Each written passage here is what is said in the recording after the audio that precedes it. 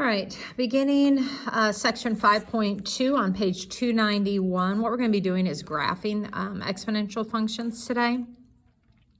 And your graphs will look like one of these four different graphs here. The red ones are when things are positive. The blue ones are when they are negative. So if it's negative, it's below the axis. And if it's positive, it's above the axis. And which way it is flowing depends on the number right here. If the number right here is greater than 1 or greater, it's going to look in this nature. If the exponent right here is less than 1, in between 0 and 1, it's going to be over here in one of these. All right. So as with anything, you kind of know, okay, a few different things on here. When you're graphing exponents, do you see how it comes like this? It does not actually touch this x-axis. It comes really, really close to the x-axis on both of these. It almost looks like they're colliding on the x-axis. But the values get so small, we get really close to that x-axis, but we really technically are not crossing it. If I could blow that graph up a little bit, you know, and move in, you would see it's just skimming along the x-axis. It's not really on it. The x-axis is what we call an asymptote, which means you get really, really close to it, but you do not touch it. All right, I'm not going to go through these because I kind of did in the last video. In the last video, just wanted what was representing here. You're actually doing it. So you have initial population of 20 rabbits. It's tripling every half a year. So this is the equation. And the question is, how many rabbits will there be after 3 years? Well, keep in mind, X stands for every half a year. So if I want to know 3 years from now, aren't there 6 halves in 3 years? So 6 actually would be the number you would put right here and you would evaluate it. So you would go to your calculator and you would take 20 times 3 to the 6th power, or you can do 3 to the 6th power times 20, it doesn't really matter, and that will give you how many rabbits there will be after 3 years. And again, the reason I'm putting the 6 here is because X represents a half a year. All right, so basically every 6 months, and there's six months in 3 years. Okay, here you have an investment of $5,000. It is doubling every decade. So here is your thing. X stands for decades. So when it says how much will there be after 30 years? Well, isn't 30 years really the same as 3 decades? Okay, a decade is 10 years, so 3 would go in here. If you put 30 in here, you're saying after 30 decades. All right, so you're going to put 3 in there.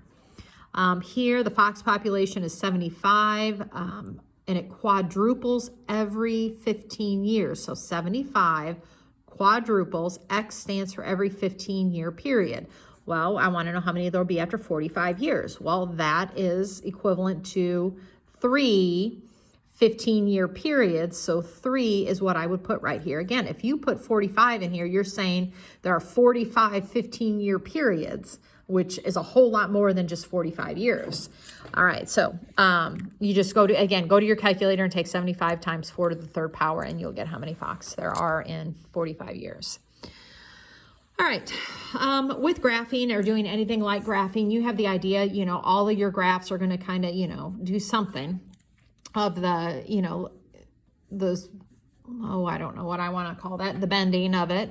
You just have to kind of know which one it is. And if you are unsure, you can always go and do your little T-chart here and start placing values in to all of these. Keep in mind 0.5 is really a half. So again, since I do not have my calculator handy, I'm going to leave it as a half. I'm going to first put a 0 in here for X. Well, 3 to the 0 is 1, so I get a half. If I put a -1 in here, I get a third, and 1/2 plus that is a 1/6. If I put a +1 in here, I'm going to take 1/2 times 3, which is 3 halves. If I put a 2 in there, I get 3 squared, which is 9. Half of 9 is 9 halves, or 4.5, however you want to look at it.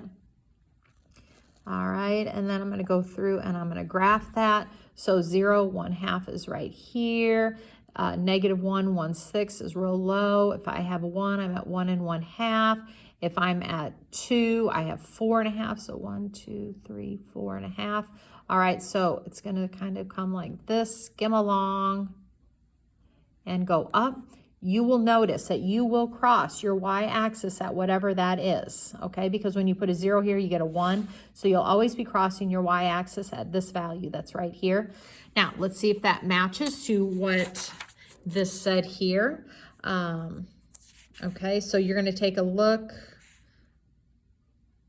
Well, I guess because of that 3 there, it's kind of hard to tell. But anyway, because of that 3 here, this is what it's going to do. You know it's always going to loop, and it's got to be above the x-axis because this is a positive. All right, this one is going to be the same idea, but this is a negative, so I know I'm going to be below the x-axis.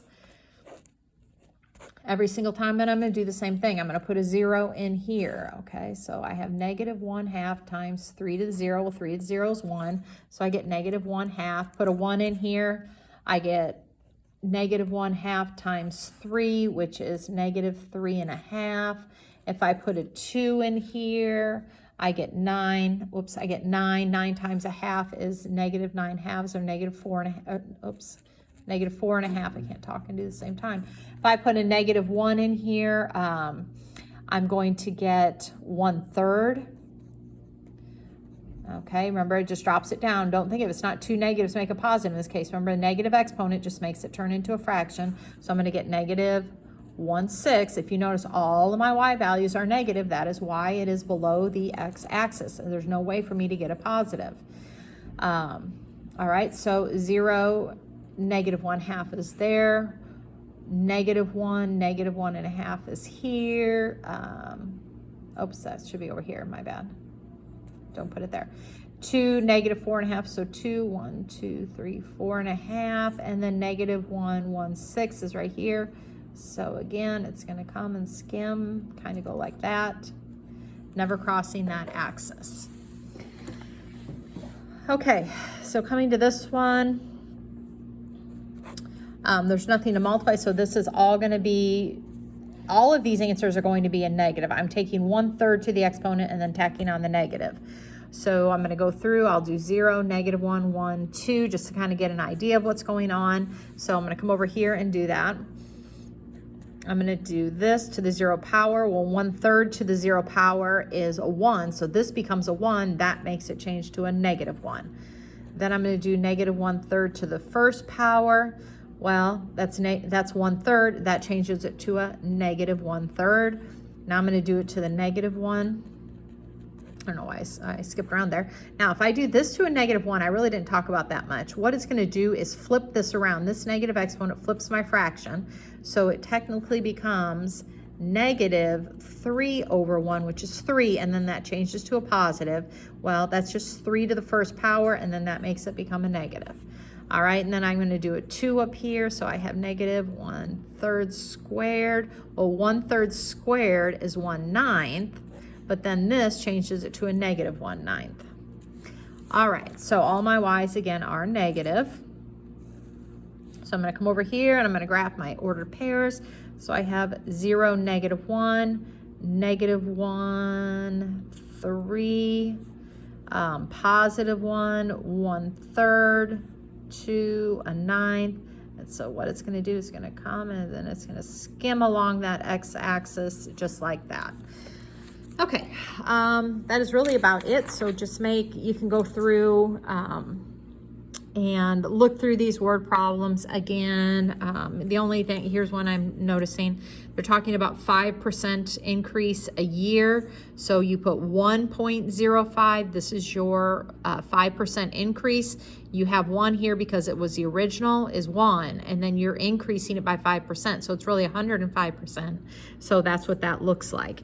Here, it's being reduced by 2%. If you read through this word problem over here, reduced by 2%. So if you look at this, they put 0.98 because you're going to take 100 minus 2%, which is 98%.